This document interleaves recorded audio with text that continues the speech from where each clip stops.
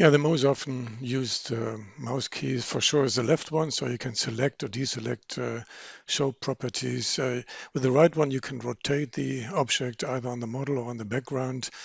With the mouse wheel, you can zoom in or zoom out. And if you select an object with the right mouse button, you will see a context menu showing up. You can also almost completely control 3DViewStation just with the left mouse button if you prefer.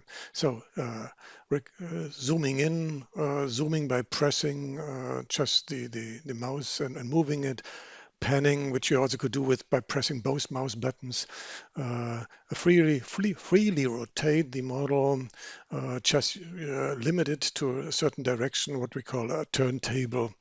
And finally, we have also a selection frame, which behaves different depending on which direction you're using it.